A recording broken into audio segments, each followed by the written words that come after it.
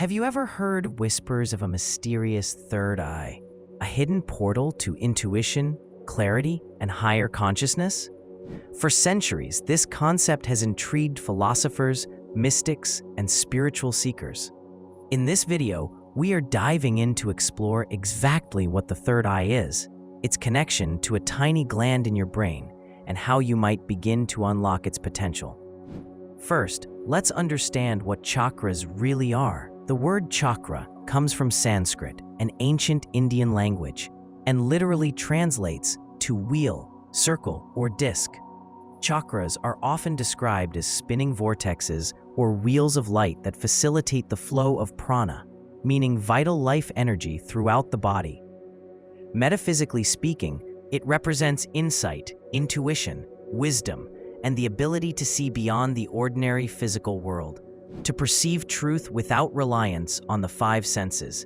Think of it as your internal compass, your spiritual antenna, or your direct line to deeper understanding. When opened or awakened, people often report heightened creativity, clearer decision-making, and profound spiritual experiences. Keep in mind that the third eye is not black and white, meaning open or closed. Some people have visions while meditating. Others have an uncanny intuition about things. These are all indications of the third eye being open.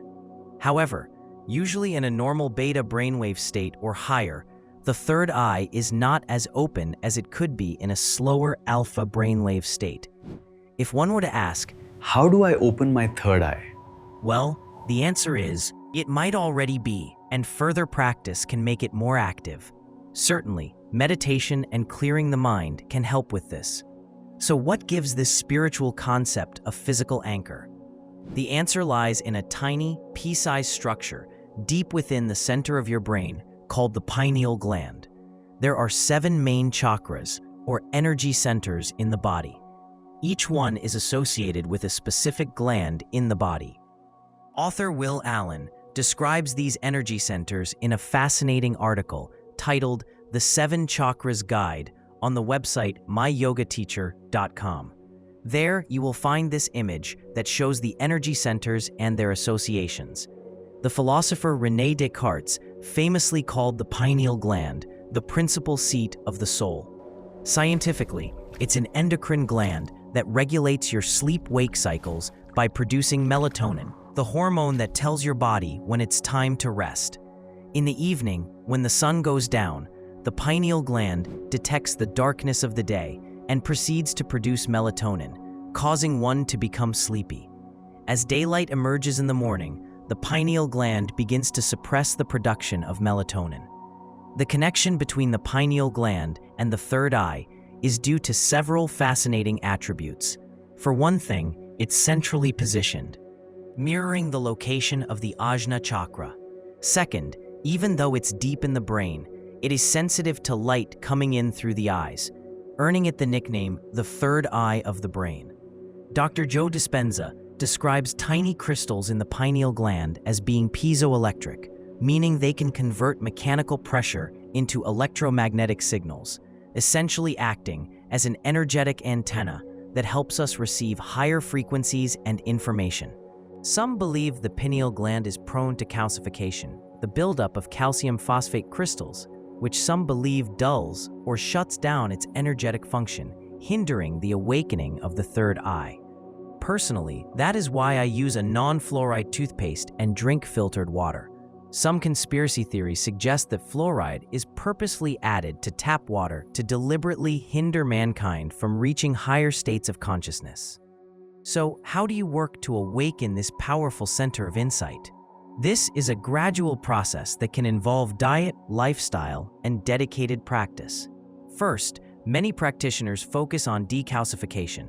Since fluoride, processed foods, and certain toxins can possibly contribute to calcium buildup in the pineal gland, consider reducing intake of processed foods and drinking filtered water.